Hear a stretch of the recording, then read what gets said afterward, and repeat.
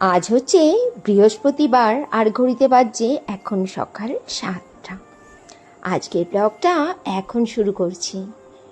নতুন একটি ব্লগে তোমাদের সবাইকে জানাই স্বাগতম। ভিডিওটি কেমন লেগেছে এটি কিন্তু অবশ্যই কমেন্টস করে বলতে হবে। লাইক করতে একদমই ভুলো না। আর আজই যদি প্রথম আমার পরিবারে এসে থাকো তাহলে প্লিজ সাবস্ক্রাইব করে আমার ছোট্ট পরিবারের সদস্য হয়েছে।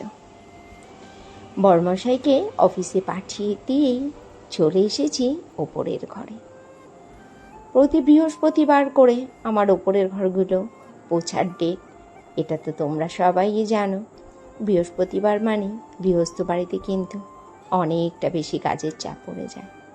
আমি চেষ্টা করি বুধবার দিনকে ঘরটা পুছে রাখার, কিন্তু কাল না একদম সময় পাইনি, এই জন্য কাল আর ঘরটা পোছা হয়নি। আজই করতে হবে। বৃহস্পতিবারে এমনিতেই গাদা গুছিয়ে ঠাকুরের বাসন মাজা থাকে, তারপরে ঠাকুর ঘরে অনেকটা বেশি সময় কেটে যায়। তাই চেষ্টা করি বুধবারে কিছুটা কাজ আগিয়ে রাখার। যা কি আর করা যাবে, এই সপ্তাহে সেটা আর করতে পারিনি। আর বলো তো কি বিভৎস টাইপের গরম পড়েছে, কদিন ধরে বৃষ্টিও হচ্ছে না, আর পাল্লা দিয়ে সেই প্যাচপ্যাচে গরম। বলে না সেই ভাদ্র মাসের রোদ, কাঠফাটা রোদ, রোদে যাওয়াই যাচ্ছে না, একদম জ্বলে পড়ে যাচ্ছে গা। বৃষ্টি হলেও দোষ, না হলেও দোষ। তোমরা যাই বলো, আমার কিন্তু বর্ষাকাল বেশ ভালো লাগে। যাকে বর্ষাকাল তো এখন চলে যাবেই, প্রকৃতি তো তার মর্জি মতোই চলবে, তাই না? সে তো আর আমার কথা শুনবে না। এবছর কিন্তু প্রতি বছরের থেকে তুলনামূলক অনেক বেশি বৃষ্টি হয়েছে। এদিক সেদিক করে প্রায় 3 মাস ধরেই বৃষ্টি হয়েছে। কোথাও কোথাও তো বন্যা পরিস্থিতি হয়ে গেছে। আমাদের এখানে এই সমস্ত কোনো সমস্যার সম্মুখীন আমরা হইও না। ঘর দোরগুলো ঝাড়টার দিয়ে মেশিনটাও লাগিয়ে দিচ্ছি। যে জামা কাপড়গুলোর কর্লার হাতায় একটু বেশি নোংরা থাকে, সেগুলো বাইরে থেকে অল্প ডিটারজেন্ট দিয়ে একটু ঘষে মেশিনে দিয়ে দিলে খুব ভালো পরিষ্কার হয়। মেশিন তো আর জানে না যে কোথায় বেশি নোংরা আছে কোথায় নোংরা নেই, সে তো সমানভাবে পুরোটাই কাছে।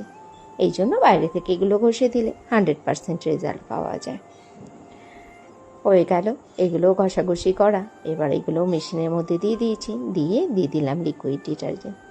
জানো, আমি কিন্তু আমার মেশিনে এরিয়ালের টপ লোডের যে লিকুইডটা পাওয়া যায়, লিকুইড ডিটারজেন্টটা, সেটাই ব্যবহার করি। আমি বড় যে পাউচগুলো আছে 4 লিটারের, সেগুলো কিনে নিই।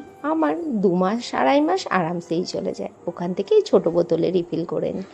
অত বড় পাউচ থেকে ঢালতে গেলে মাপ পাওয়া যাবে না, খপ করে অনেকটা বেশি পড়ে যাবে। এই জন্য এই 1 লিটারের বোতলগুলোর মধ্যে ঢেলে নিই। আর আমার এই 4 লিটার ডিটারজেন্ট মোটামুটি 2-2.5 মাস আরামসে চলে যায়। জামা কাপড়গুলো ওদিকে কাচা হচ্ছে, এদিকে লেগে গেলাম ওপরের ঘরগুলো পোছার জন্য। সকালবেলায় ওপরের ঘরগুলো পুছে নেওয়ার চেষ্টা করি। বেলা হলে যেন রান্নাবান্নায় ঢুকে গেলে আর ইচ্ছে করে না ওপরের ঘরগুলো পুছতে আসতে। সকাল সকাল পুছে নিলে বড় কাজটা হয়ে যায়। আর ওপরের ঘরগুলো আমি না মপ দিয়ে মুছি না, হাত দিয়েই পুছি। যেহেতু হোয়াইট কালারের টাইলস, মপ দিয়ে পুছলে নোংরাগুলো ঠিকমতো মনে হয় যেন যায় না, কোনা টোনাগুলো ভালো মতো পরিষ্কার হয় না। কষ্ট খুব হয়ে যায় হাত দিয়ে পুছতে, তবুও আমি হাত দিয়েই পুছি। নাও, তোমাদের সাথে কথা বলতে বলতে উপরের ঘরগুলো সব পোছা হয়ে গেল। সিঁড়িটাও পুছে নিচ্ছি। আর নিচের ঘরগুলো পুছবো দুপুরবেলাতে রান্না বান্নার পরে। যেদিনকে আমি ওপরের ঘরগুলো পুছি না, খুব খাটনি হয়ে যায়, আরও হাত দিয়ে পুছতে হয়, হাঁটুও ব্যথা হয়ে যায়। কি আর করা যাবে, আমি যে আবার একটুখানি খুঁতখুঁতে স্বভাবের। দুপুর 2:30 আর এখন লাঞ্চ করব। আর দেখে নাও লাঞ্চে কি কি রয়েছে। রাতের জন্য তৈরি করে রেখেছি লাল লাল আলুর দম, এখানে রয়েছে পাবদা মাছের ঝাল, রয়েছে পুঁই মুছুরি ভাজা, ওলকচু সেদ্ধ। আর যেহেতু সকালে রান্না করি, ভাতটা ঠান্ডা হয়ে যায়, মাইক্রো ওভেনও বাজার বাজিয়ে দিয়েছে অনেকক্ষণ আগে। ভাতটাও করে নিলাম গরম। এখন তাড়াতাড়ি খাওয়া দাওয়াটা সেরে নিই। আবার ফেরত চলে এলাম সন্ধেবেলাতে। তৈরি করে নিচ্ছি তালের বড়া। জন্মাষ্টমীতে গপুকে যতক্ষণ তালের বড়া না দেওয়া হয় আমার বাড়িতে কেউ তালের বড়া খায় না। কাল একটা তাল কিনে নিয়ে এসেছিলাম, মাসি ছাড়িয়ে ঘষে দিয়েছিল। আর সকালবেলায় মাসি রেডি করে দিয়েছিল, ফ্রিজে রেখে দিয়েছিলাম। আর আমি তালের বড়াতে কি দিয়ে মাখি জানো? শুধু ময়দা আর সুজি। নারকেল কোড়া থাকলে আর একটু ভালো হয়, নারকেল ঘরে ছিল না তাই দেওয়াও হয়নি। শুধু ময়দা আর সুজিটা খুব অল্প পরিমাণে দিই, বেশি আবার দিলে শক্ত হয়ে যাবে। আমার বাড়িতে আবার তালের বড়া শক্ত হয়ে গেলে কেউ খায় না, কলা দিলেও পছন্দ করে না, চালের গুঁড়ো দেওয়াও যাবে না, বলে শক্ত হয়ে যায়। চালের গুঁড়ো দেওয়া তালের বড়া খাওয়া নাকি বলে পাপ আমার বড়মশাই, বলে একটা তালের বড়া খাওয়াও যেন মনে হয় অভিশাপ। আমার বাড়ির তালের বড়াগুলো খুব সফট হয় আর সবাই খেয়ে খুব প্রশংসা করে।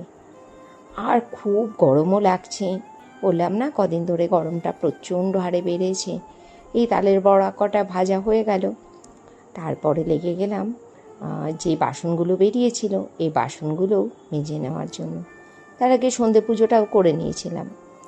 আর তালের বড়া করতে আসার আগে খেয়ে নিয়েছিলাম নিজের সন্ধেবেলার যে 1 কাপ চা। আমার আবার সকাল সন্ধ্যা দুবেলা কিন্তু 2 কাপ চা লাগবেই লাগবে। সারাদিন কত কাজ করি, কাজ কিন্তু চোখে দেখা যায় না, তবু একটা মিনিটও বিরাম নেই। কাজ যেন আর শেষ হতেই যায় না। আবার ফেরত চলে এলাম রাত্রিবেলাতে। ময়দা মেখে আমি বেলে দিচ্ছি, বরমশাই ভেজে তুলে নিচ্ছে। লুচিটা ম্যাক্সিমাম টাইম আমরা দুজনা মিলেই তৈরি করি। একজনা বেলে দিলে একজনা ভেজে তুললে লুচিগুলো কিন্তু খুব তাড়াতাড়ি তৈরি হয়ে যায়। দেখতে পারলে তৈরি করে নিলাম গরমা গরম লুচি। বাইরে পড়ছে বৃষ্টি আর এখন বাজে রাত্রি 10টা 20। এখন ডিনার করব। লুচি আলুর দম, যেহেতু আলুর দম করেছি, ছেলে মেয়ের বায়না লুচি করো। কালকের একটু ম্যাঙ্গো সিমুই, ম্যাঙ্গো কাস্টার্ড দিয়ে বানানো ম্যাঙ্গো সিমুই খেতে খুব ভালো লাগে। এটা ফ্রিজে বার করে নিয়েছি। বড়মশাই খাবে ভাত, পাবদা মাছ আর ওল কচু সেদ্ধ। চলো এই দিয়ে ডিনারটা করছি, আজকে ব্লগটা এখানেই শেষ করছি।